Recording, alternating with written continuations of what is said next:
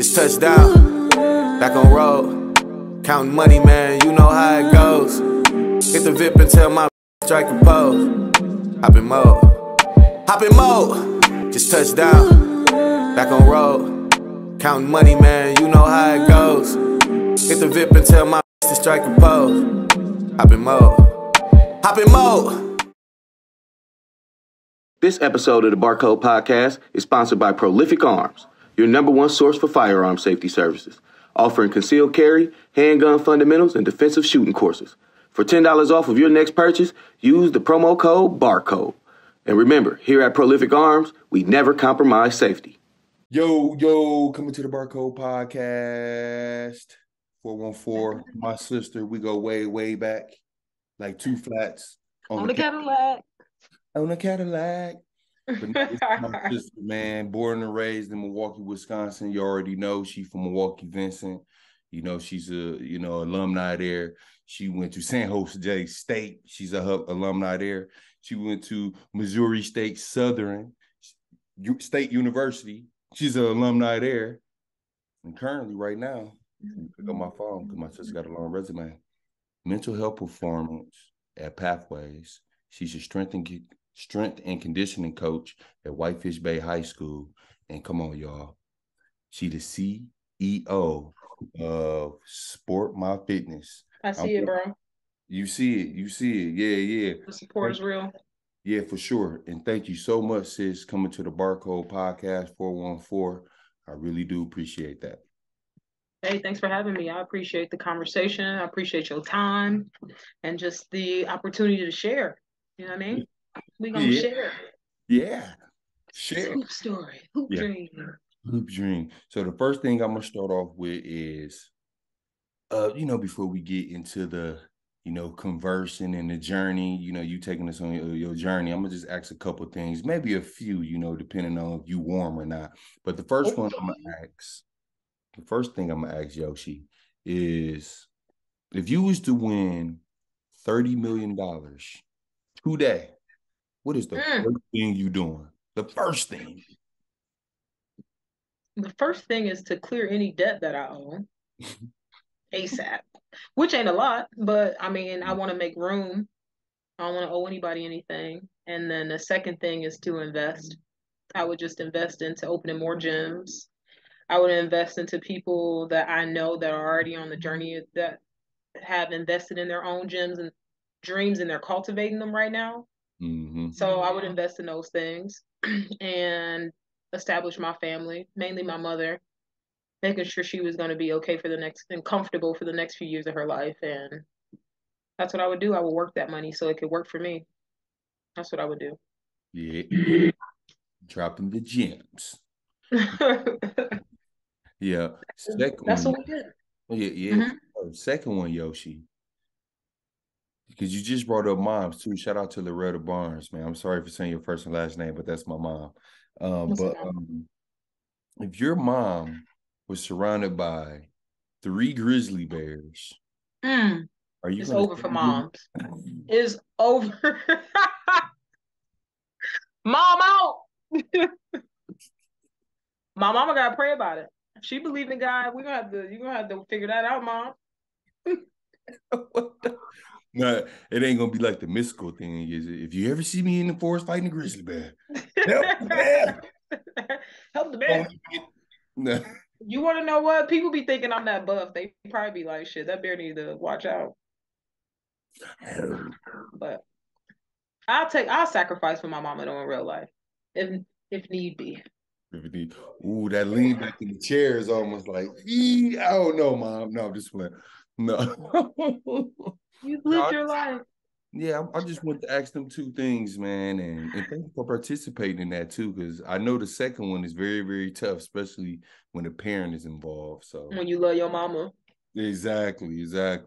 All right, so I want to know about your upbringing, Yoshi. Brothers, sisters, and I want to also know who influenced you to play basketball. Wow. I come from I grew up on 41st and Free Branch most of my childhood. We moved over there when I was about like 6. So I stayed over there most of my childhood. Lamar Wilburn, he used to live next door to me. And so I used to always see him outside, like dribbling the ball all the time. So I would always go dribble with him, like all the time. But I was already running around and being in these streets. I was hooping by the time I was 4. At SDC Head Start, I started there. I'm the youngest of 6. I have 5 siblings, 3 brothers, 2 sisters. Mom and dad both were married for about like 35 years, and then they split right when I graduated from high school. Started hooping. I was busting people ass for a long time. I just busted in on the block. I just had some skill. You know, I was able to do a lot of things as a girl. Like a lot of that came natural to me. I think by just being outside, constantly dribbling, irritate my dad, waking up 6 o'clock in the morning, just always like in a hallway, just dribbling the ball. And then just being a tomboy, most of your friends end up being boys and having you out at the park and doing something. So then that led me to playing basketball at Lloyd Street. And my coach used to tell me, Mr. Steve used to be like, "You're one tough cookie. Like, you're one good girl." And then I played on a basketball team. My first basketball team that I ever played on was with Marvin, Travis. Like, these are people that you know. Yeah. That I played on my first boys team, basketball team. Played on the All-Stars. That was my second basketball team that I ever played on for like some summer league. And then by the time I got to MSL, I was like advanced for a 6th, 7th, 8th grader, you know. And everybody has that team where you're the best person on the team at the time, with a couple other people. And I remember them trying to keep me at MSL, like, you should stay here. And I was like, whoa, whoa, whoa. And I knew that opportunities was different at the time too. You know, coaches is like, if you want to go to college, you're gonna have to go to a school that actually has like some exposure. So that's how I got to Vincent. And then I was a starter as a freshman when I got to Vincent. I'm lying, I made varsity as a freshman. Well, hold on, sis. Before we get into Vincent, I want to ask you this though. When you was at Lloyd, was you starting with the boys or you was coming off the bench? I was coming off the bench. It was a lot of boys. I wish I could remember a lot of their names, but it's a lot of guys that I see that start hooping now. You know, I mean, after I got in high school that got really good that I played with. There was no way I was going to keep up with them. But no, I was just coming in, like playing for like a little bit, coming out, coming in, coming out. Did that kind of mess up that didn't mess up your confidence, did it? No, I think coaches was being nice to me. Like, even in All-Stars or, Summer Stars, when I would go and I was playing with them, the coach was like, well, the boys doing all his line drills. I don't know why you think you not. Like, get in there. Oh, they got push-ups like you too. And I was like, dang, this dude ain't taking it easy on me at all. So I just knew realistically at that age, yeah, I can play with the guys, but I knew at some age range it was a little game changer. Even at Vincent, I used to play in 6th, 7th, 8th grade. I was playing Billy 1-on-1 constantly, so it was like trying to beat these guys at the time, trying to play 2-ball with Will at the time and Javon and Nick them, just constantly playing, and it just helped me be better. So no, it didn't make me feel no type of way. I just thought like, my time will come. And then when I was playing with the girls, I was shining in my own lane. So I didn't need to compete with the guys like that, Yeah, exactly. So, now once you, because what age did you start playing AAU? Because I was in 6th grade. I started playing with a stout with the Vikings with Griff when I was in 6th grade. You sure was. I was the youngest. I was the youngest one, like at the time, and that's how I met Shantae. I met Angie and them young. I played with them a summer, and they were going to like their junior years at the time, and then they were seniors. I had played with them already in summer 2 years before I had even got to Vincent. Oh God, I forgot all about that team, Yoshi. You sure did play for Stout. I played for Playground for like a couple tournaments. I played for DTA for a whole summer. With A lot of people like, Shanita Landry, uh, Steph Crosley, Crystal Ellis. Um, who else I can think of? Those were people that I play with. I played with Aaron Monfrey. Like I played with everybody almost from my time or against. Or against. Mm-hmm. Now, now you went to MSL. MSL is on like Burleigh somewhere. I don't even know the street number. But Yeah. what made you choose Vincent? If you was living on Free Branch, then you went to MSL on Burleigh, but then you choose Vincent that was far out what fucking Cal you met. What Man, made you kids, choose high school? Because you played with Stout? that summer I was play with Jody. Like we was balling, I had chemistry with them. I had a point guard who knew how to play. At the time it was Shantae Strokey and Angie Barrage and April. They knew how to play. So me playing with them, it just made sense. Versus being at MSL, the talent wasn't as good. Yeah. Now you stated. Now you just stated earlier though, Yoshi said, I started varsity. I mean, I tried out and made the team. So we all know that you played. Yeah, your freshman year you played varsity and stuff. Yep. How was that experience? Do you feel like you won't get enough time or something, or like a No, lot? I was coming off the bench. I was coming off the bench. Like I was getting reps. I had playing time. Griff liked me, so I had some time where I would come in and he would use me for like defense. I was quick, I was fast. Um, or it was about uh, playing the zone. He would always say like, "You good at reading the court? Like, get in the middle, like get some steals for us." Like that's kind of how he was approaching me. But my offense was also getting better and better and better too. So then by the time my sophomore year came, that's when I had some of the best playing time I had came into my game at the time. By the time my sophomore year came. By sophomore year. Now, do Yeah. you feel like going into Vincent, were you kind of like nervous, like playing with them? No, Like, it actually made me real well, not confident. playing with them, but just like being on that varsity level as a freshman, and then It that's made me feel special. oh, it is. I felt special. I felt like I was that it person. Like, dang, you young, coming into this high school. What up? What up? Like you the cool kid. So I thought it was good for my self-esteem. It was good for my confidence. And so people back at Vincent used to always say they thought I was too humble, but it was a psychological thing for me. Like I didn't feel the need to tell you I was a shit. I was just gonna drop 30 every time. And like, what more do you want from me? You had us in the fucking chokehold at Vincent Yoshi. Oh my God. Like, she's So, so cold. And I always wanted to ask you this though. And now that I have the opportunity to really, really ask you, and I could have been asked you this, but now I'm gonna ask you. And it's like almost this being serious though, for real, Yoshi. okay. In high school, you had big shoulders to us. No, see, Ball back habit. no, I'm being serious, Yoshi. Were you insecure about your shoulders though back then? Or was you, and I know it's a long, like, No, I mean, I think it was getting ribbed. It was like a man. No, my sisters knew was ribbing the crap out of me long before I had arrived. You know what I'm saying? But long before somebody called me a freezer box, somebody had already called me a linebacker.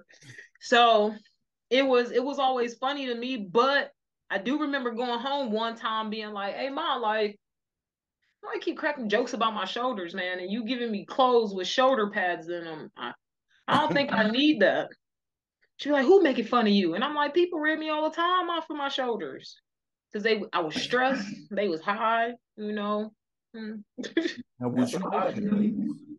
Was you, No yeah, stress, just not knowing how to posture myself. I'm real life. These are true things. your shoulders was nice, Yoshi. I ain't gonna lie. But back to what I was saying though, you had us in the chokehold, you know what I'm saying, while you was at Vincent, just being a freshman on varsity and you in the rotation, you in the mix too, Yoshi, and you playing with a good team, you know what I'm saying? So excuse me. Damn, what the hell? Drink me some damn water. But no, yeah, I thought good teams. I always had good teams. I felt like coaching was always like at a and I've had spurts of when you have a good coach and how they are extremely necessary to a good team. And I think when I was just at Vincent, we were lacking some components. We were lacking some things because we always had good teams. We always had good winning records. It was always then the IQ of the game. When you get real smart, we would always get to regional sectionals, games before state, and we would lose. It was like, how, you know, how are we losing to Kettle Moraine? What type of shit is this?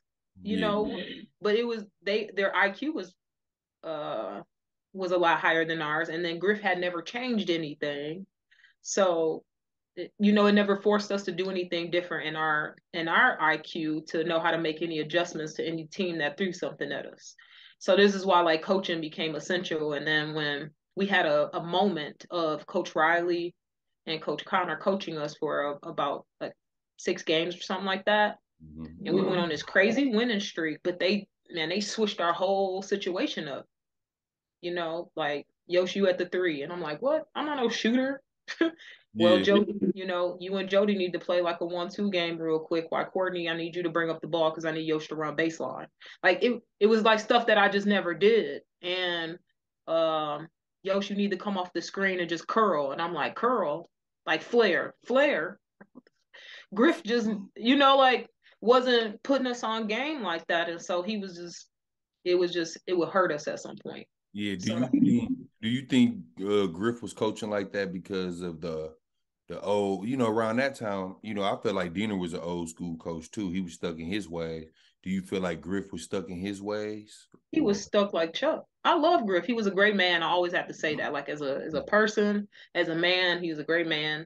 But as a coach, man, that dude was stubborn. I mean, to utilize your assistant coaches, you had Riley and you had Connor. So he wasn't listening to them. It was just because it was his way or the highway, you know what I'm saying? And he got used to a system that he may have prior to us has succeeded. But when he got us, he never made the adjustments for the teams that he had. And that's important. That's very, yeah. Now, I know Griff know the talent that he had, having Myosha Barnes on the team. Now, with you having that talent, Yoshi, you didn't go to Griff and like have a one-on-one meeting like, hey, we need to, like, this ain't working. Maybe we need to try this, or you never had them type of talks with him? No, I wasn't. I don't think I was as tapped in. Okay. I don't think I was as tapped in to care to have that conversation with him. But it was always like in the summertime with my AAU coaches, right? They knew like, yo, you need to work on your left hand. Like, you need to work on a pull up and stop driving so much. Like, hey, shoot that little 5-footer, that floater. And it was like Griffin wasn't talking to me about that. He saw my skills, like you quick, you fast, you got handles, you can get to the rack, you could take a hit. And he was like, we're gonna use that. And he just was like, pound that. But the development was my coaches being like, yo, you need to learn how to do this. When you in the game, start doing this. Yeah. That's where some of my development was coming from. Yeah, the little stuff. Now, my bad. Now, how would you say that you and Griff relationship was? Do you feel like y'all had a good relationship on and off the court, or just off the court, or just on the court? I think of course, if your coach is going to play you, you really don't have very much of nothing that you disagree with him about. He's always like, you got the green light. I just need you to do whatever I ask you to do. And then I had issues with that because my teammates, there was times where parents would come up to me and talk to me about shooting the ball too much. What? What? It was a lot of that. So it was a lot of teammates, especially my senior year, junior year, when Jody and them left, because Jody and them like, nigga, shoot the ball. Carrico like, nigga, what I'm gonna do with it? Shoot the ball. But when I started playing with other people, once they kind of graduated out, it was like parents, like, maybe y'all would do better if you pass. It's like, they can't hoop. They're unreliable. You're inconsistent. Griff is like, I don't care about what. And then that was a game where I just wouldn't shoot. Like, nope, you said. And it's like, hey, what's going on with you? So Griff only approached me like that, like, yo, if I tell you to do something, you do it. I told you to shoot, that's your job. And I was like, okay, I just felt some type of way. Maybe they need to be fed. Again, that's me thinking about people nowadays.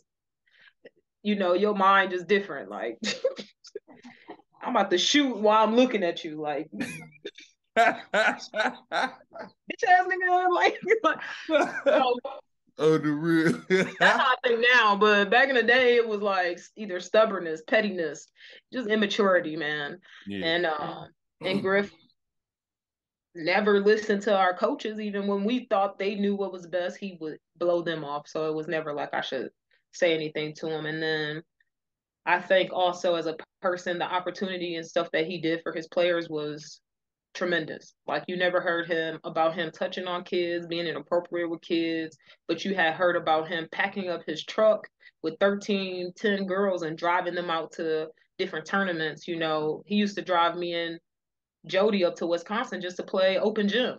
You know, it was like he loved us. Like he would drive us down to college visits and be like, hey, this is just some exposure. I need us to go down to Detroit for this ABC camp and I need you to go.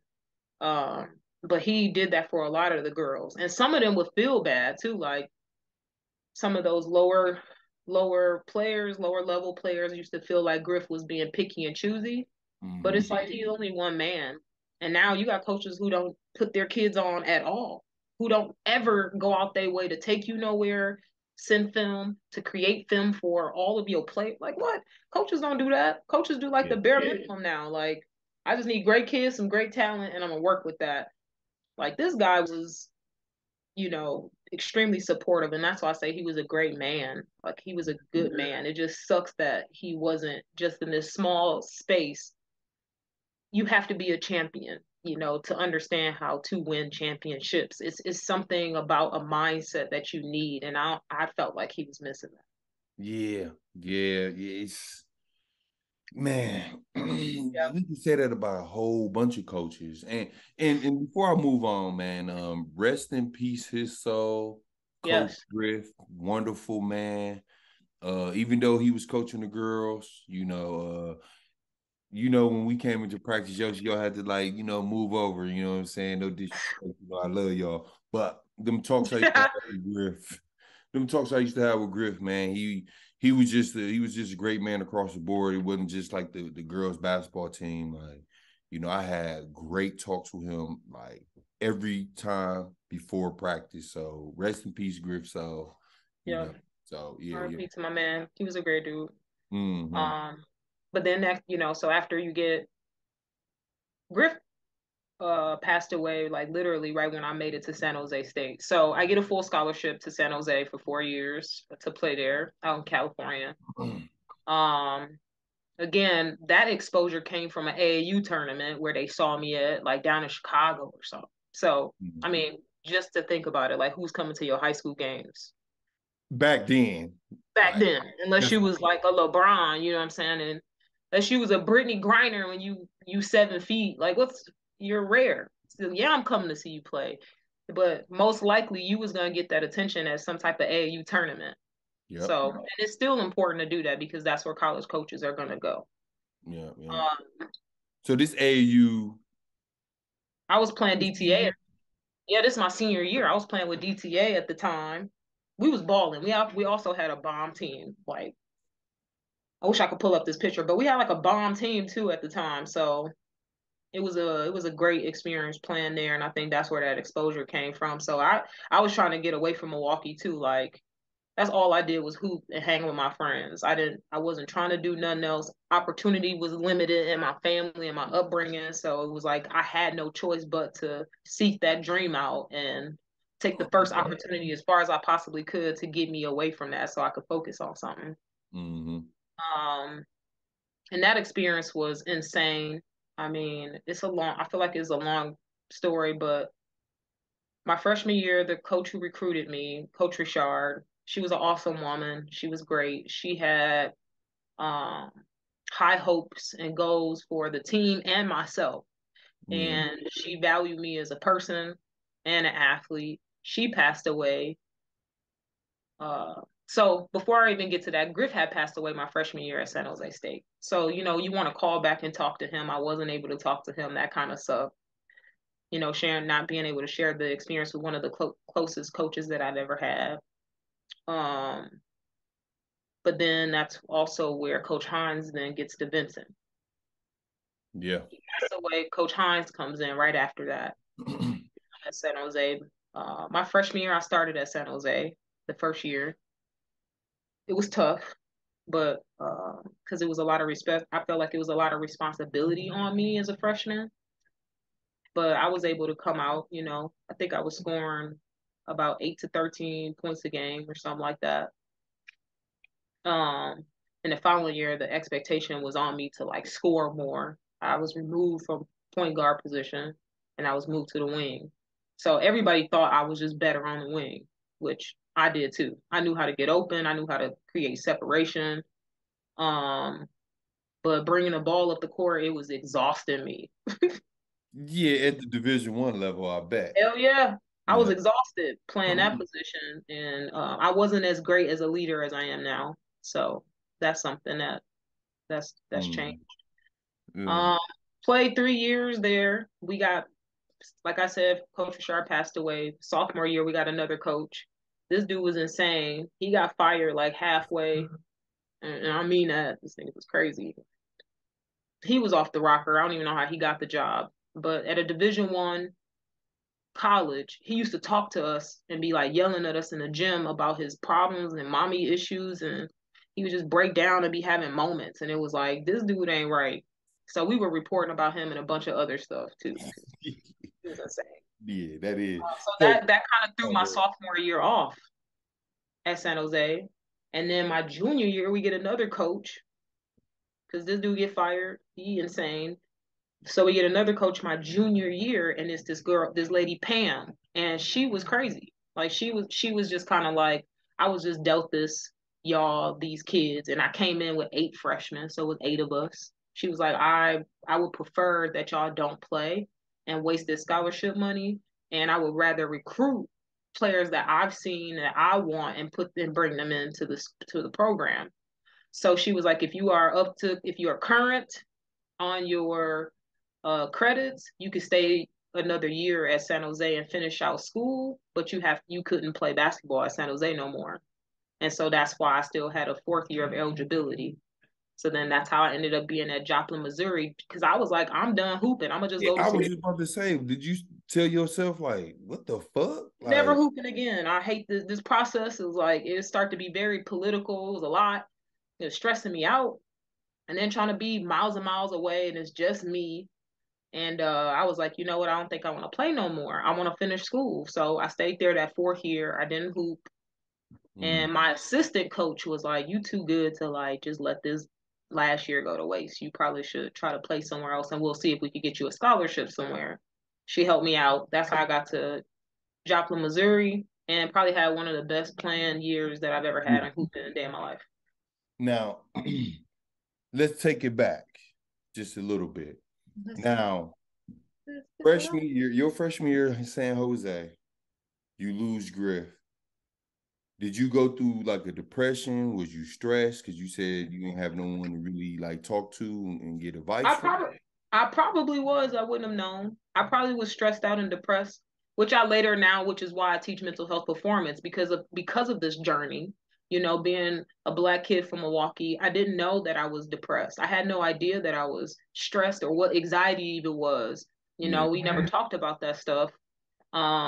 And I was feeling all of that. And I remember talking to Griff about having anxiety, and he was like, that's just your nerves, before the game. That I was like, okay, well, if I'm not nervous, then that's kind of weird. That I expected to be nervous and feel some type of way, anxious. And those aren't good things and shit. That I was just learning how to deal with. So then my emotions, I would just call home to my mom and talk to my mom about how things were tough for me. Yeah. All that running, all of that. It was like boot camp for me. All the crazy. The dude who was crazy took us through hell. You hear me? Like, and there was so many times, every day almost, I'm calling home. Like, I really want to just come home. Like, I hate this. Like, I don't even love ball no more. Like, it's not what I thought. Yeah. And That's when you had him as a coach, or your junior year? This is when I had all them years damn near. Freshman year is hard as hell. You knew you got all these expectations on you. Your whole day is gone. From 6 in the morning, you running. You got to be on the field. You got to run. You got conditioning. Then at 7, you got weightlifting, and then your first class is at 9 o'clock. And then you got another class after that. Next thing you know, we got free throws. We have to make like I think 300 free throws or some shit a day on our break. Fuck? And then it's like figure out when you need to eat in there, and practices from 3 to 6:30. Girls practice for 16 hours straight. Like, so then we got study hall after that. And then we in study hall, from 7 at night till 8. And it's like now go be a college student. And then I gotta wake up again at 5 o'clock in the morning. I never really enjoyed myself. It was hard. So I never made friends like until my junior year in college, when I was just on some like, fuck this shit. I'm a little low key numb, like, like I'm just going through the motions at this point. And my mind was just so different. I was so numb. Even my coaches was like, I think you need therapy. And I'm like, whatever you think. But I wasn't communicating. I wasn't really talking. I just really wanted to get the process out the way. And I wanted to behave because I knew nobody in my family was going to send me to school, pay for school. I was just thinking the opportunity was very far-fetched, that I would just do what I had to do to get by at that time. And that's got to be difficult, Yoshi, especially going to college all the way in San Jose. You know what I'm saying? That's one. And then you went through 3 different coaches in 3 different years, shit. And then fucking time management. You trying to tell a 18, 19-year-old that I got to stick to this shit every day? Every day. You don't want me to perform on the basketball court? And I want you to take 18 credits. I need you to, like, you're gonna get a degree, man. Yes.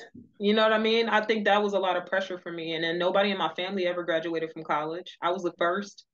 So it wasn't like I could like call people and be like, yo, you remember when you was in, and, stick it out. Or Did that motivate you? That motivated you to like stick it out?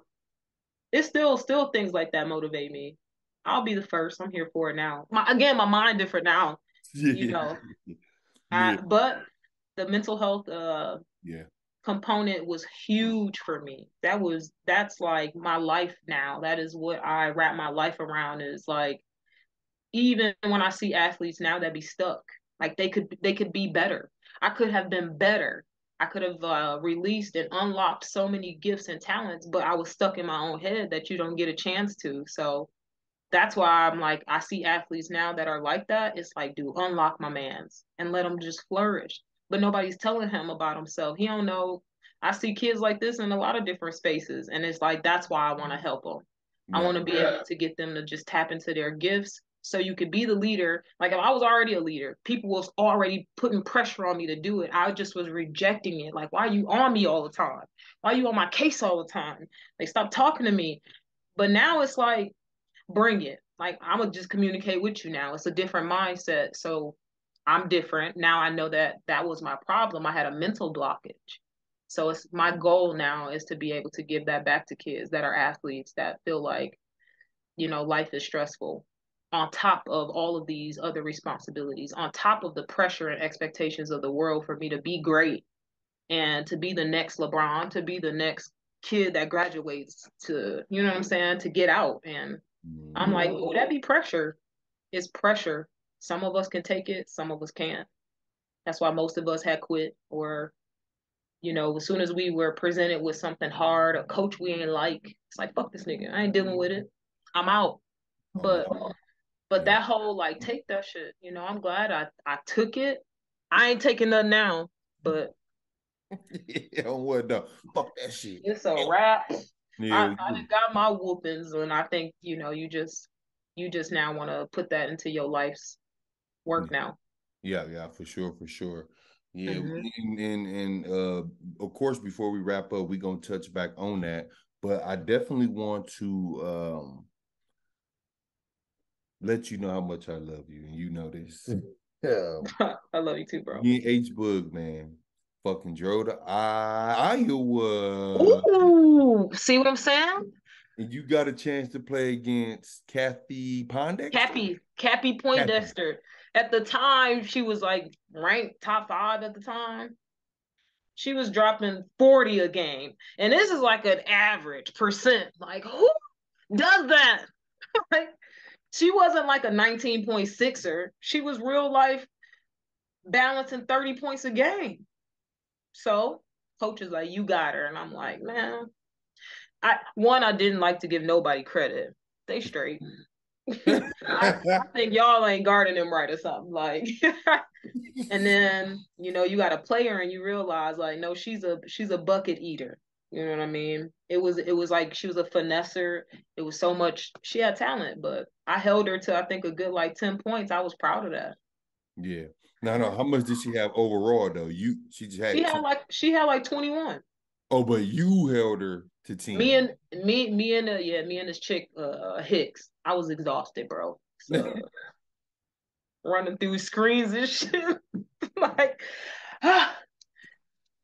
oh man. suck it up, Yosh. Like, but I can't. Because back at that time though, you got to understand, like, all we know is Yoshi, Helen, Yoshi, and mainly for us, Yoshi. So we go there, we like, bro, who the fuck is this girl? Who the fuck is she doing this shit? She was cold, but I ain't gonna lie though. So I speak on that with people that I play with. So was I cold at basketball? I'd be like, yes, you were gonna have to play me. This wasn't gonna be something easy, and you knew who I was at that time. But I also know who I needed to play. I had to play Helen. You know what I'm saying? You gotta play her. You gotta do your best. That she's strong as God knows what. She was 5'10" and had a 18 pack. Like it wasn't fair even at that time. It wasn't even about her build. She knew how to hoop. You know what I'm saying? Like she was hooping like dudes at the time. It was like, dang. So then you get to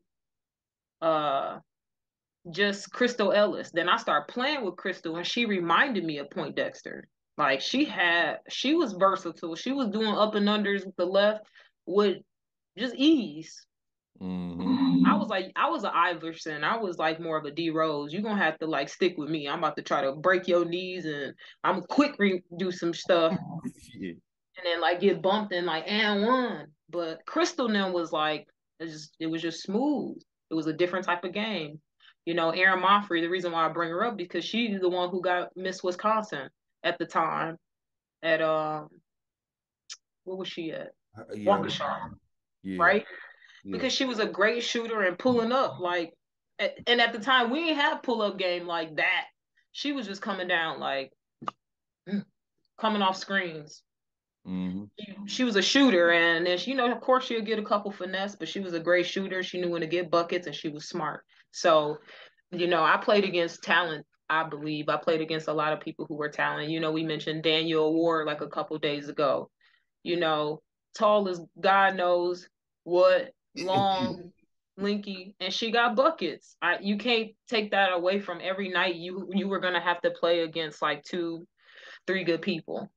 And again, unless I'm sorry if you went to Juno. We ain't talking about you.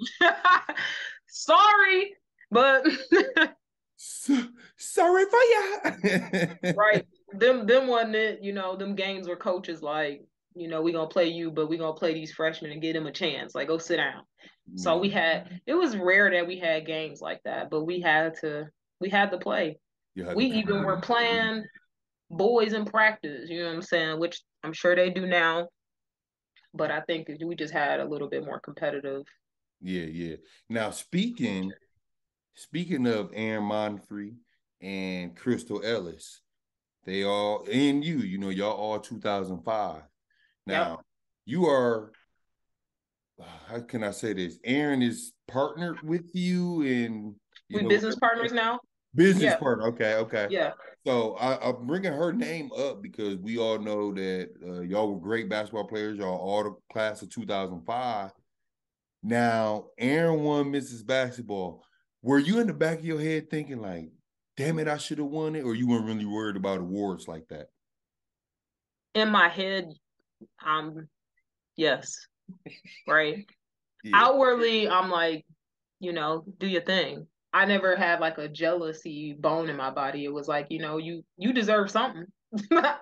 But and then we all made it to the All-Star game, right? And you know how everybody get invited to the All-Star game in Madison. Mm-hmm. We both were we were both on the All-Star team and we both started. And I was like, that was cool for me. Like Yeah. you talented them, we could both play on the same team in '05. And it was like I said, I named a lot of other people. They weren't there. Yeah, that was yeah. So I had we to. we were getting letters. We were getting like Duke. We were getting people that was hitting us up like, "Hey, we see you." We were getting letters like McDonald's All-American letters at the time, and not everybody was getting that. Jody Crumble, even though she went to Jackson State, she went to a D1 school. Terry went to Florida. Like these people who went to D1 schools, Griff daughter went to OKC.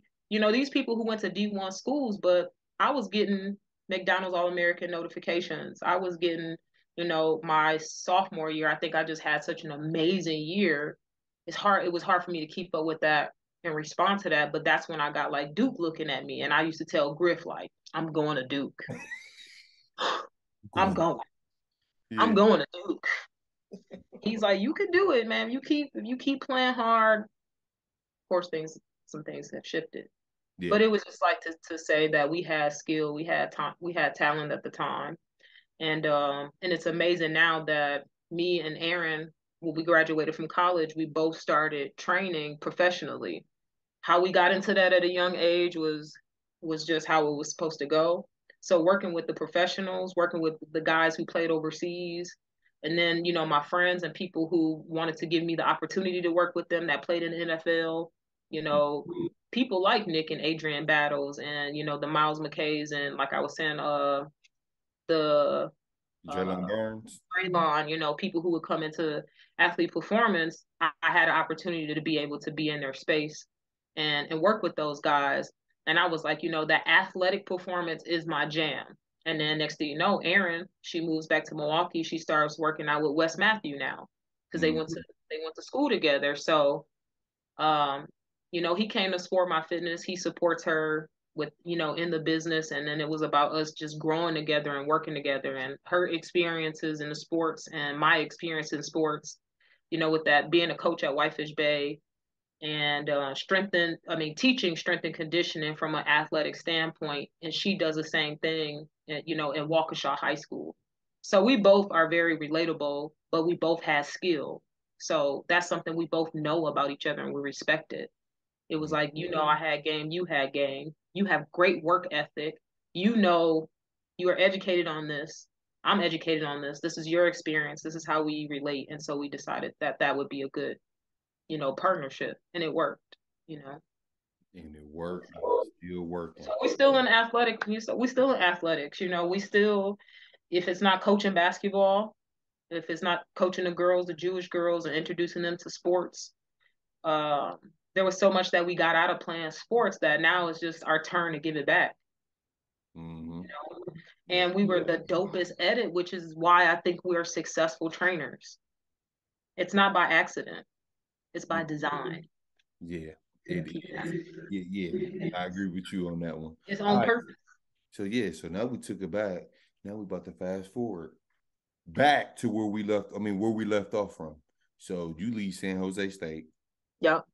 And then you go to Missouri Southern State University. Yep.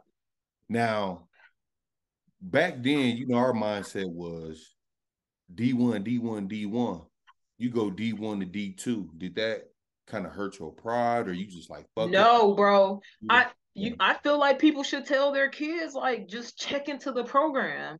That makes a huge difference. So at San Jose, I got 3 different coaches.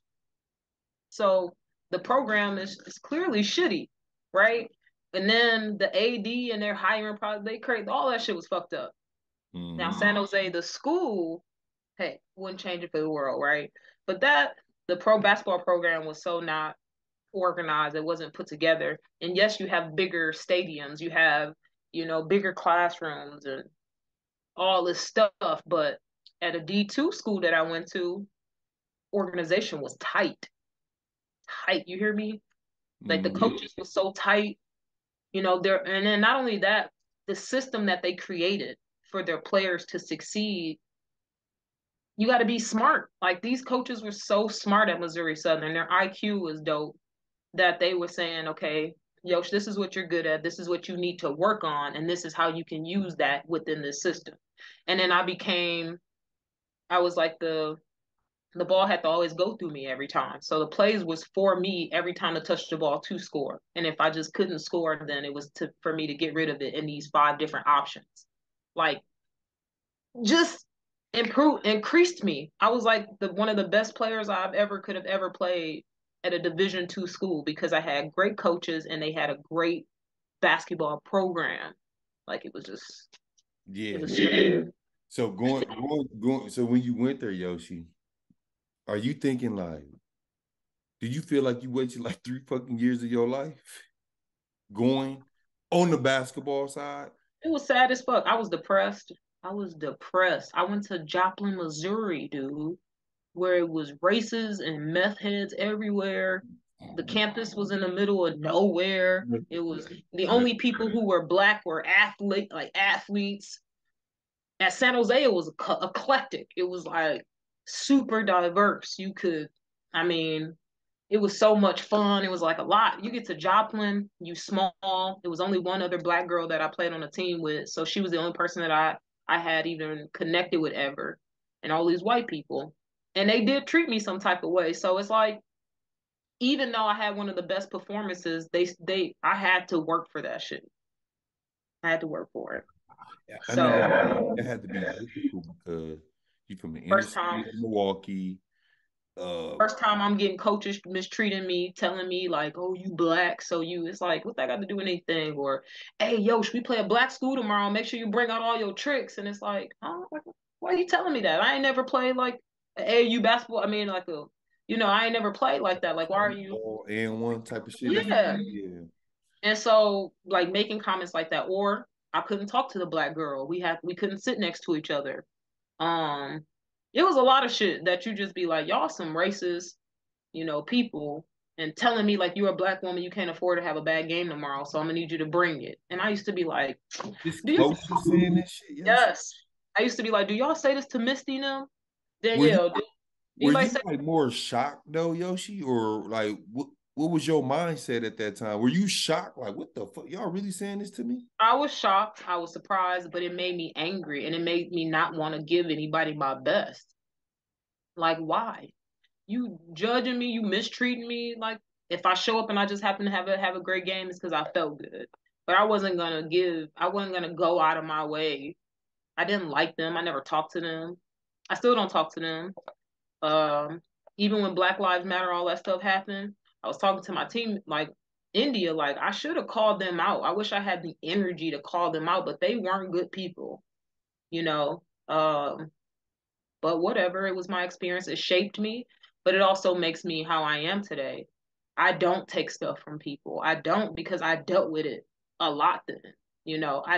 They could threaten me with my scholarship. They could, because they knew I was gonna do whatever I needed to do to get to graduate. Mm-hmm. That was a lot of pressure. Nobody in my family had done it, so it was like that was an expectation that I needed to do, and my coaches knew that, so they would threaten me all the time. And it's like, but when I graduated, my coaches was like, "I'm proud of you," and I was like, "I'm actually low key disappointed in y'all as women. How y'all treated me this whole time."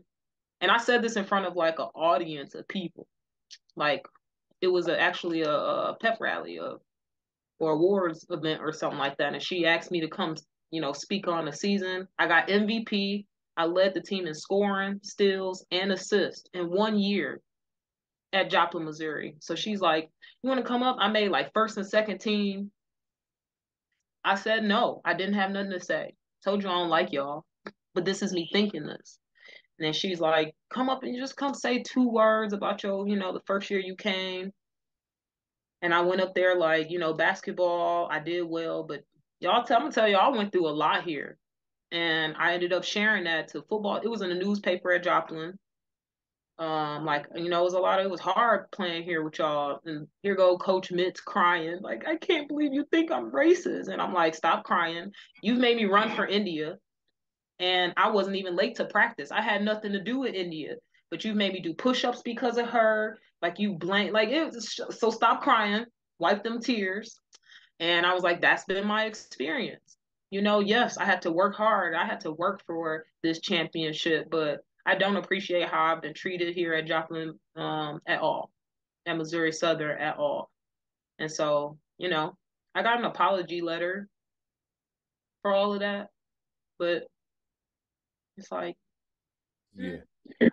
And I could just tell by your demeanor how you was just explaining that story, Yoshi, that really affected you.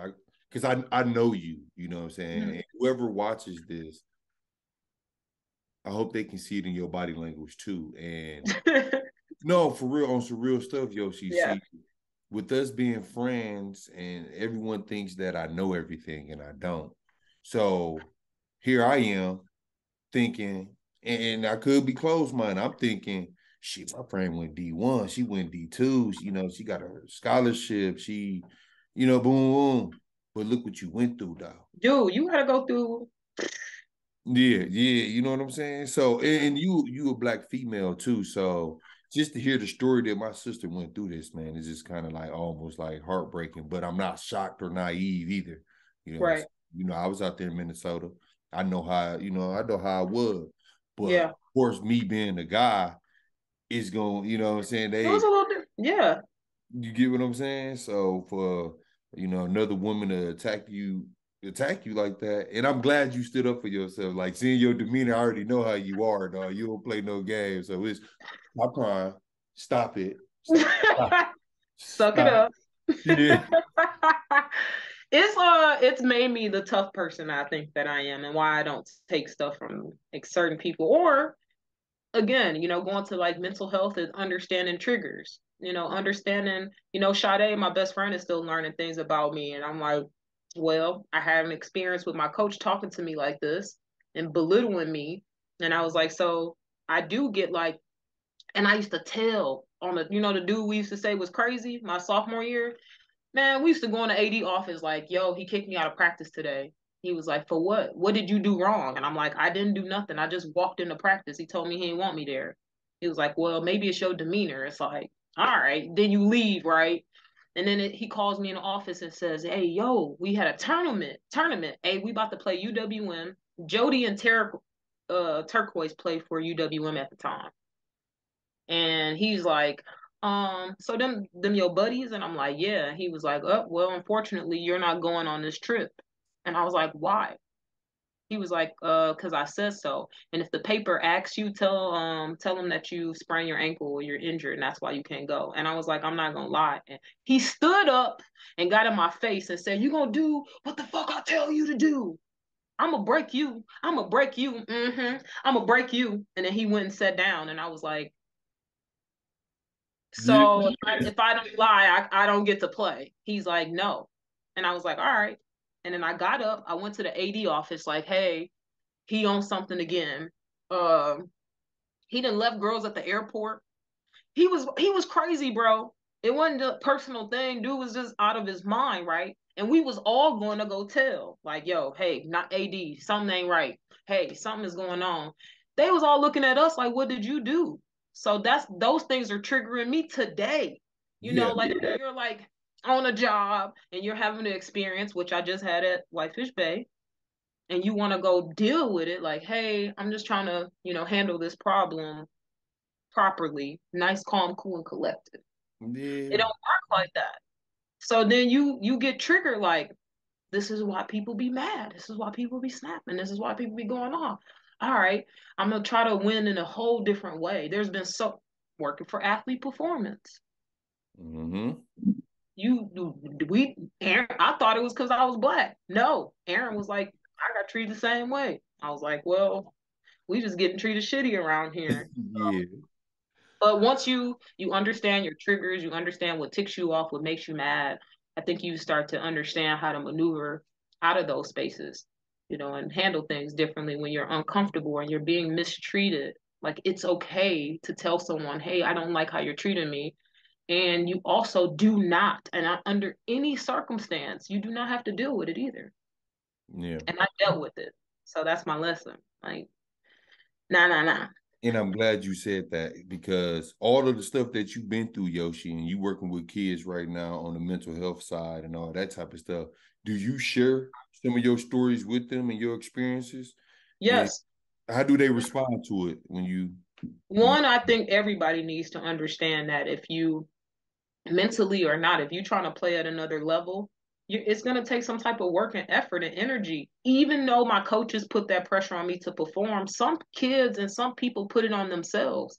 There's some adults, there's some kids that will stay after and be in the gym all day pounding, like trying to be better, constantly trying to improve. But to be honest, those are really the ones who are the ones that succeed. And so it takes you being bumped, it takes you being bruised, it takes your ego being checked because you thought you was that dude, and then you get to college and everybody like on your level. So it takes these humbling experiences to shape you. So I'm grateful for the experience, but I also think this is why you do need to share it with people, because it's like, this is life and this is fitness. You have to be fit to overcome like your circumstances, but it's also my life depended on it. My life depends on the opportunities that I had, which is what gets me the things that I can get today because I stuck that out. Yeah. And being an overcomer and like being persistent through hard. That's what persistence is. Like, it's hard stuff going on top of the opportunity, and I'm still gonna dig it out. And that's why it's mental. It's mental toughness. And a lot of our kids, I'm gonna tell you, ain't built like that for real. No. Not today.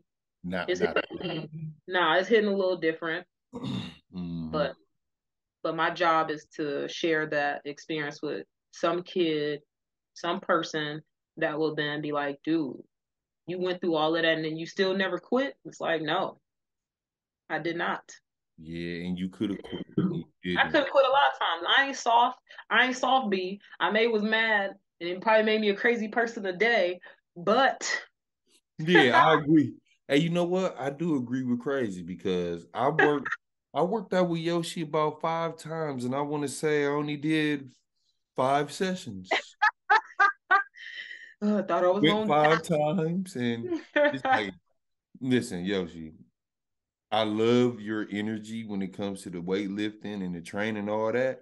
But dude, I can't even wash my motherfucking ass or my back, bro. I'm like, hold on, bro, shit, what you put me through, bro? Like, hold on. But it was hard. But if you would have stuck it out, man, you silly. It's what makes me a great trainer though, too, you know? Yeah. Like, stick that out.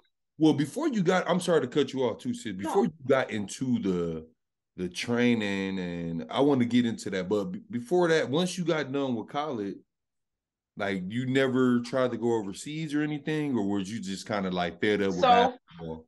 Yes, so freshman year, college coach died. Sophomore year, get this crazy maniac. Then they hired this guy Allen, who like, hey, I'm just trying to make sure y'all finish the season. Then we go Coach Pam. Coach Pam don't like nobody. She just mean to everybody. She kicks everybody off the team. Which that lady, like, when I think about her today, Q, I was like, my heart just different. What type of woman will take 8 scholarships away from people you don't even know if we'll ever get this opportunity in our lives ever again, and you mean to just kick everybody out of school? Like, who are you? But anyway, I wish I could talk to that lady. She needs some soul searching. But anyway, after her, then I get to Joplin, Missouri. I got to go through all of this racist shit. I still play great because they're good coaches. Horrible fucking people. But, like, go through that experience. And next thing you know, I'm getting an offer to play in like Finland for like a bullshit contract for like 6 months where they was only going to pay me like $1,200 a month or something. And I'm like, what? No. People was getting, and it wasn't even that. Chicks was getting paid $5,000 Q for or like every other month or every other, like a month for 6 months, where dudes was getting 10, 15, 20, 50, 100K. What? I was like, no, I think I'm just done playing. Like, I threw my shoes away. I ain't doing none of this shit. I'm never hooping again. But here goes where mental health comes into play. I've been conditioned to be on the go since I was 4, like I mentioned. I've been hooping since I was 4. So I'm conditioned that even anxiousness and anxiety does something for me. You know, it's like pressure. You start to look for it. Like if you sitting in your life, you too comfortable. That means that you're like comfortable with being pressure. You're comfortable working all the time. And so when I quit playing and I had school left, I started having anxiety attacks because I couldn't breathe. Like it was like I felt stressed out, like I was missing something. And all I had to do was take a class a day. I'm like, I need to start working out or something. So started working out and I realized it was helping me, help me with my sleep insomnia. And I mean, my coaches was even surprised. Like, I thought you said you would never come back in this gym. And I was like, I know, but it's helping me not shoot people, coach. Like, let me just work through that. And that turned into this, like, you know, my lifeline of what I'm currently involved in, of utilizing fitness. It had nothing to do with my body, right? This had nothing to do with let me work out to get a bigger booty. That's not what I was thinking. I wasn't thinking like, oh, let me work out because I'm trying to prepare to play overseas. I'm done. So I'm not performing anymore. It was strictly like, I just really want to come in here and release and feel like a sense of accomplishment. And then I want to get up out of here and, you know, add that to my list of things that I've done now that I got this one class. I went to the library. It was about me being disciplined. I worked out for an hour. I went and played in some open gyms. Now I'm back hooping, doing what I love to do because it's fun now. I ain't got it. There is no expectations. And finding out like, and now as an adult, I'm meeting my adult friends who used to hoop, play, people I just kicked it with, grew up with, is starting to trying to figure out what do they need to do to create that same line of discipline and happiness. It's like I used to hoop. It's like, well, is there some type of way I can throw that into our session? Because like mentally, hooping was an escape for us. So that's where mental health performance comes in at. You know, I love to shape your body. I think the workouts, that's a given. You know, that stuff is universal. But the session that we're gonna have, and that release that you're gonna have in that moment really is like about you mentally and psychologically. And that's what I've made my life's work. Yeah, that's dope. And as y'all can see, I got my sister slash best friend. Like I love Yoshi. I got her gear on right here. It look And good on you. when she first gave it to me, it's a lot tighter, y'all. So just know, cute Bart. I'm eating right, but I ain't working out now. I get my ass on the bike, the sauna, I stretch and shit. Now But you looking good. You a perfect example of what Sport My Fitness is. Like you be like, yo, I gotta like get myself back together, Yosh. I'm feeling like I'm a little thick. And it's like, well, I like riding a bike, Yosh. I like hooping. You have to get back to doing things that brought you pleasure and made you happy. yeah, And then you walk around and you sport that with a little swag, with a little black hat, with a little thick, chunky lips. I see you. No, we in nephew. yeah. So what like how did you come up with the name? When did everything start? You have your own gym, and like how did all that stuff like come about, like step by not even step by step, but like I know you had to figure out the name first. Working with athlete performance, bro, is how that happened. Um, I love sports, right? I love fitness. And I thought I'm never gonna professionally play again. So fitness is my sport. I can work out all day and I'm good at it. And if you want to say championships, if as far as like work ethic, I'm winning right now. If it's according to my body physical state. In the city that I'm from, I'm rare physically. So that is winning to you know in some spaces. And that's where the name kind of came from. You're sporting your fitness. You rock yourself every day. You carry your body everywhere you go and you can't leave it nowhere. Yeah. That's so cool, Yoshi. See what I'm saying? I don't know everything, y'all. See, look, I've got my sister gear on because I'm supporting her. And I'm thinking Sport My Fitness was just her brand. You know, I know it's her brand, but I didn't know the meaning behind it. So now I know the meaning. That's the meaning. And then it looks like a body. So I thought there is no head on it. It could be whatever you want. And I drew that. I was just sitting there doodling one day, and like that's how that came about. And I was like, oh, it kind of looked like a person. I'm gonna just keep it like a stick figure, but it's kind of slick though. Yeah. So that's how Sport My Fitness came about, as me just drawing, thinking of those things constant, and then working for Athlete Performance. We had a separation, and then he thought it would be best to start my own business and then lease this space from him. And I didn't even want to have a gym. That wasn't my intent. I just was like, sure, he's like, do you have so this other trainer was like, do you have an idea or a name? And I was like, something like Sport My Fitness.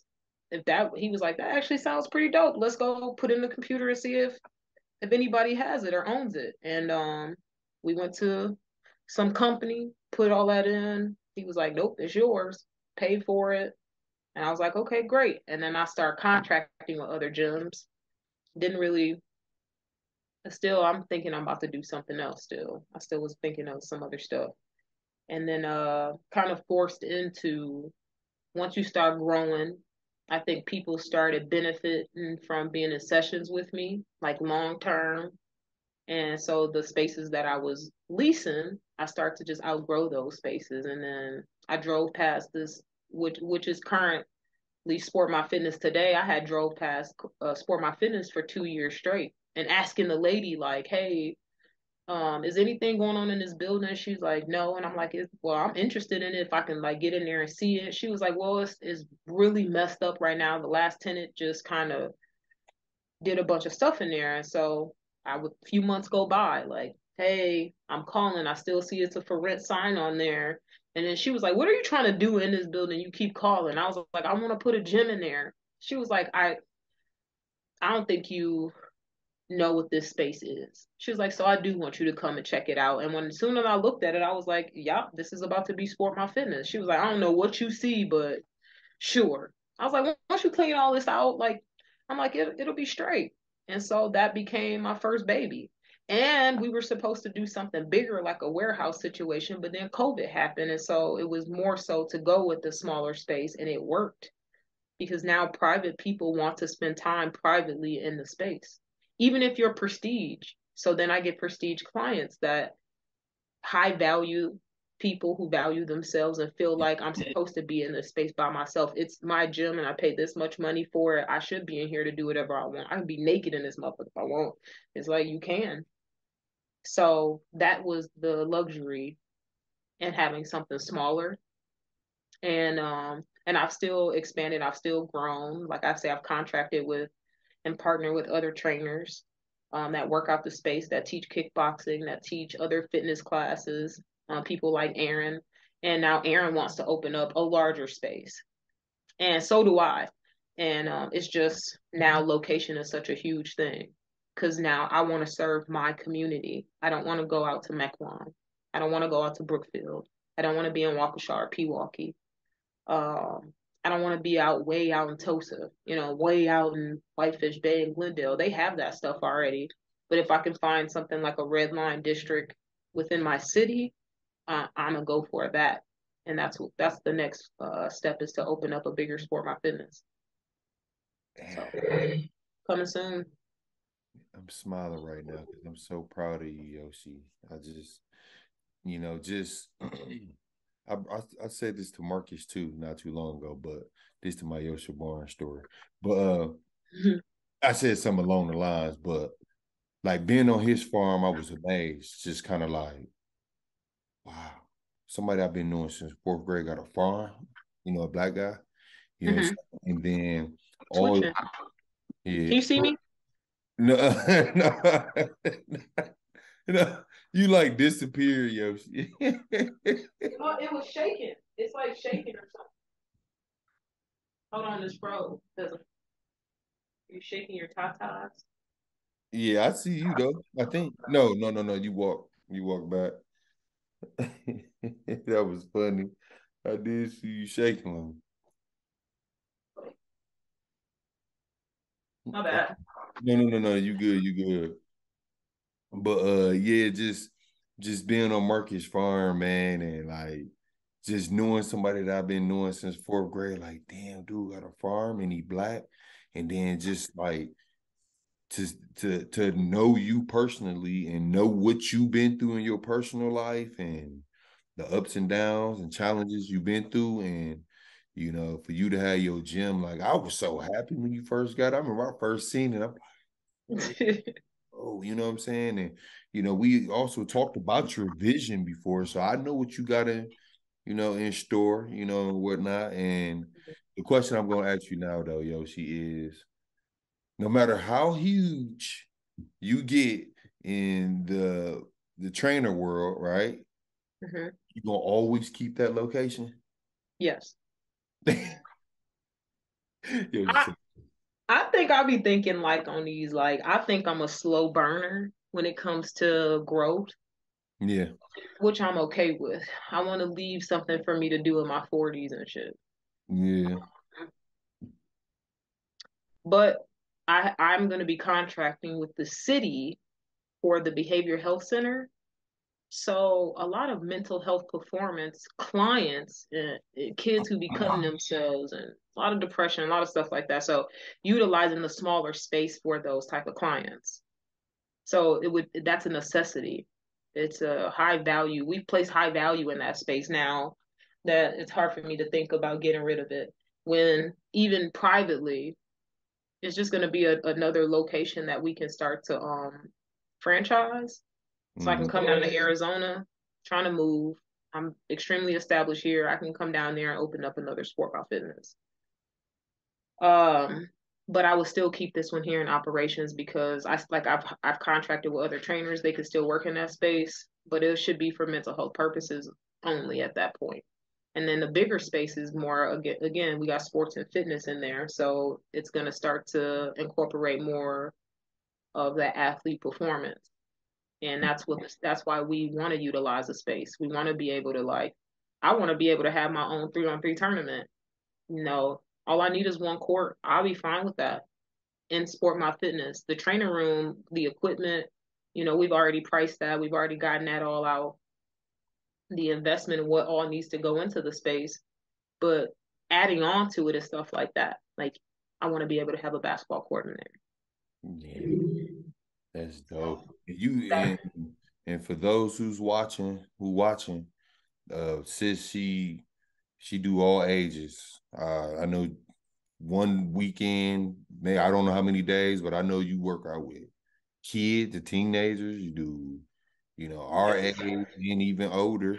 You know, the 6 older. in the morning, I'm training from 6 until 11. I got like 2, 3, 4 people per hour. Mm-hmm. Usually those are people who are age ranging. Like now, I have an 86-year-old client, bro. Like this dude oldest. But but I got an 82-year-old client. You know, but she's more functional. And then I get people that are just more amateur based. Like, you know, I worked out before. I just been out of shape. I've been off my rocker. You know, I'm just trying to get back in the groove of things.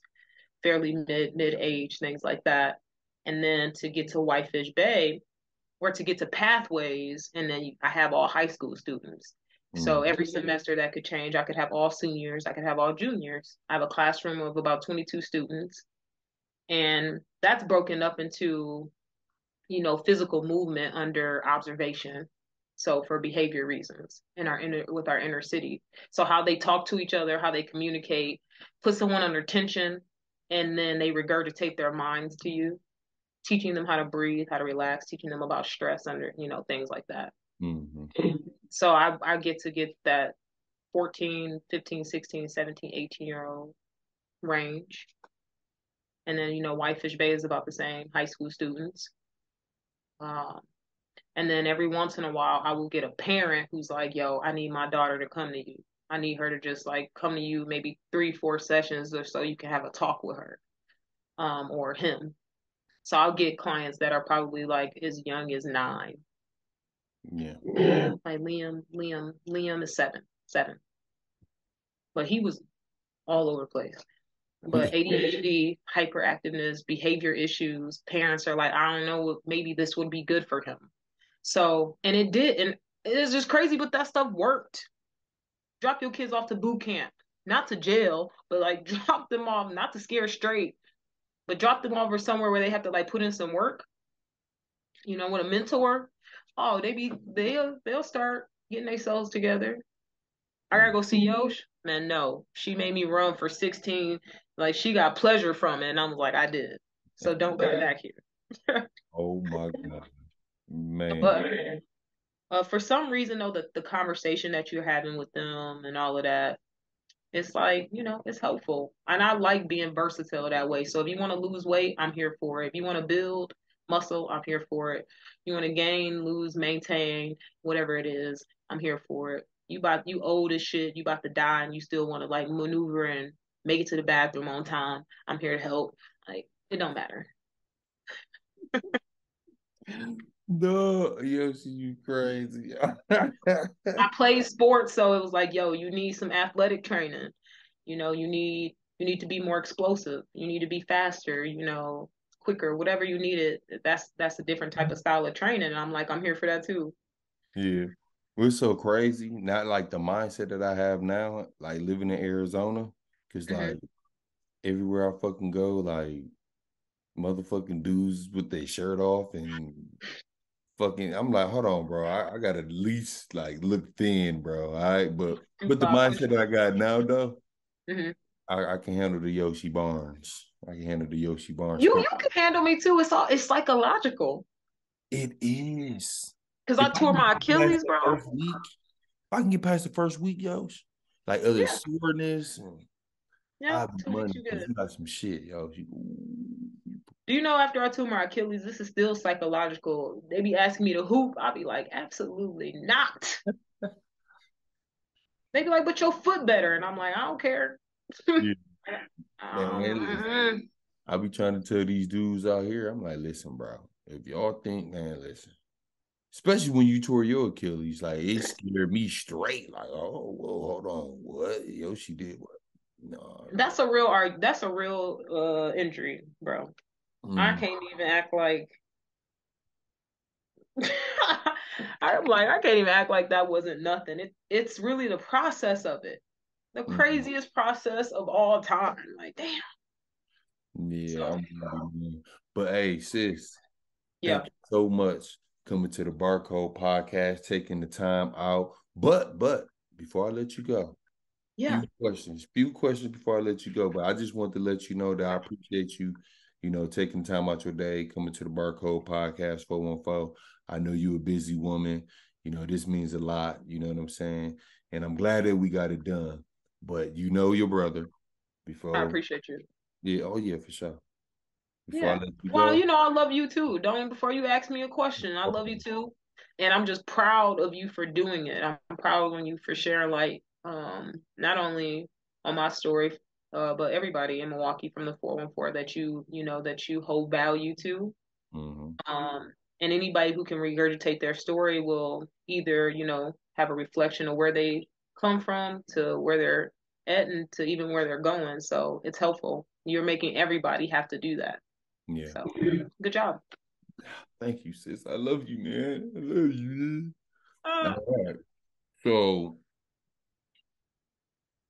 which friend you text the most? Sade. Which friend you call the most? Ooh. Quentin and Sade. Okay. What's your favorite food? Yeah, bomb taco. Simple. Water or Powerade? Water. Well, you smirk after that. My mom always talking about riboflavin and gave her. I'm like, oh, it's red 46 in here. Like, all right. Yeah. Cappuccino or coffee?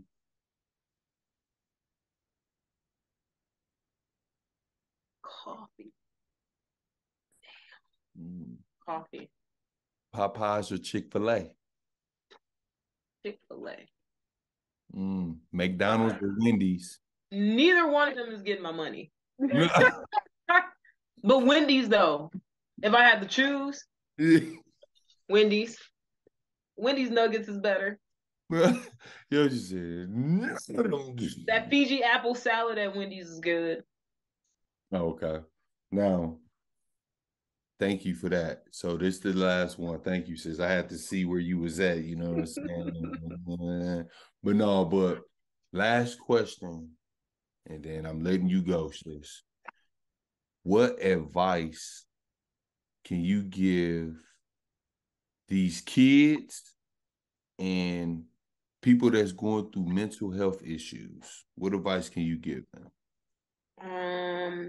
I'm gonna say, just like what my slogan is, to gain, to maintain, or to lose, it all takes work. Meaning, if you want to gain anything in this world, you're gonna have to put in a lot of energy to acquire it. If you want to lose anything, I don't care if it was losing weight, losing out on you stuck in a relationship, you're stuck with the ties to somebody or a connection to somebody. To get out of that, these people ain't just gonna leave. Like the weight ain't just gonna come off. So to lose anything is gonna even take even more weight work. And then let's say like people will always say, you doing your thing and you maintaining. Now, if you stop doing the hard work and you stop doing it, are no longer going to be maintaining. So that takes work too.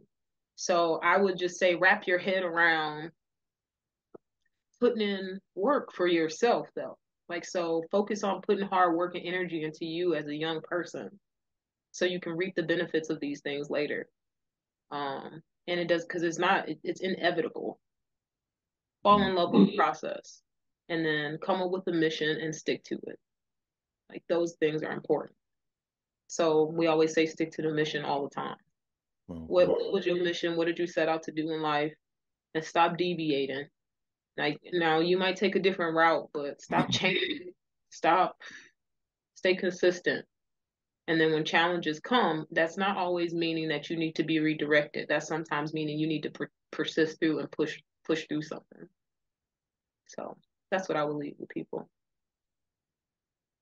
Thank you so much for sharing that. And thank you so much for coming to the Barcode Podcast. This is my Yoshi Barnes. Man, make sure y'all tune in. Make sure y'all like, subscribe, support my fitness. Y'all pull up if y'all want to lose some weight. If y'all want to tone up. I would say summer Miami body, but summer Bradford Beach body. So, thank y'all. This is my sister. I love you, Yoshi. I'm out. All right, we out. Tune in, Barcode.